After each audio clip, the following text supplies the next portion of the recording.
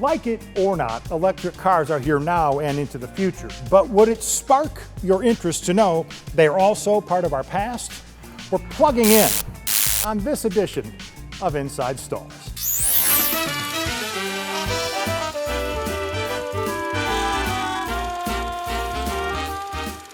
A world of wonder, where fantastical music machines provide the soundtrack for a tantalizing stroll through history.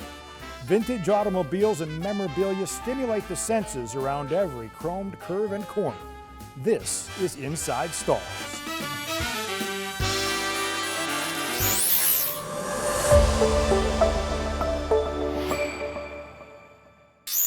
You can't avoid it today. The auto industry has become electric. Every major and independent manufacturer is offering some form of battery-powered transportation.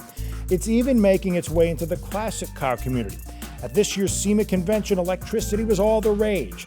The legendary 1957 Chevy Project X helped steer the hobby down Electric Avenue when it arrived with a 340 horsepower, 400-volt battery-operated powertrain. All of this seems new and revolutionary, but it's neither. Ever since old Benny Franklin flew his kite in 1879, people have been trying to figure out ways to harness electrical energy. And in 1821, a man named Michael Faraday became the first to invent the electric motor. And here all along, we thought it was Elon Musk.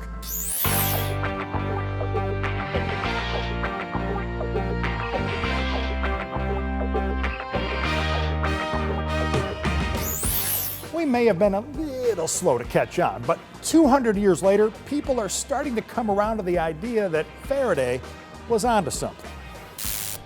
You may recall General Motors tried in the 90s with the EV1, but after producing 1,000 ahead of its time concepts, GM didn't see the profitability and pulled the plug on the entire project.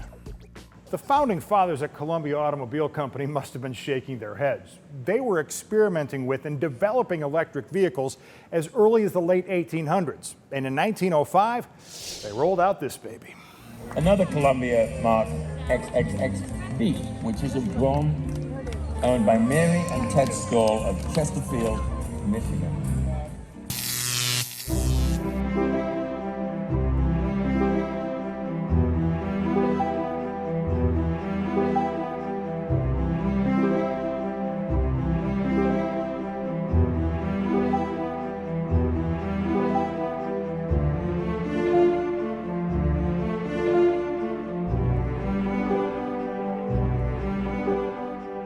The Columbia Mark 35 Brougham was horse-drawn carriage minus the ponies.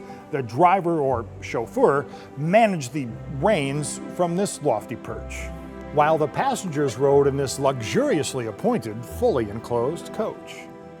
The passenger could even speak to the driver via a state-of-the-art intercom system. What is a shower head? Oh, what's this? Hello? Anybody home? Hello? Driver, as soon as you can, please. I need to use the loo. Again?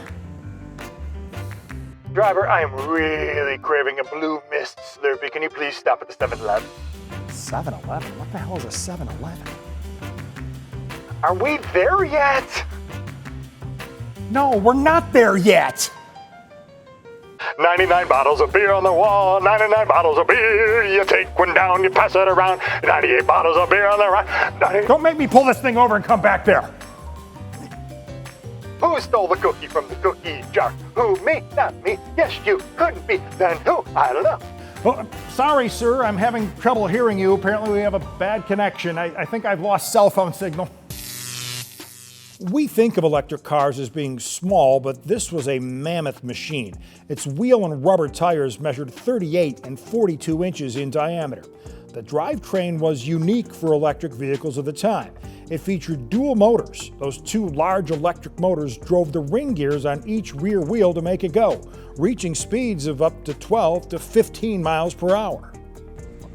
The Brougham sold for around $3,500, although Columbia offered lower-end models starting at $750.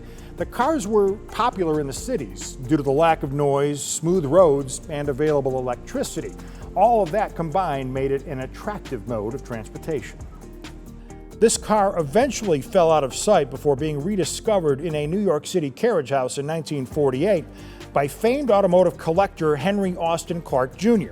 It's believed the interior is upholstered in its original leather, and other than a few cosmetic touch-ups over the years, is basically as it was in 1905.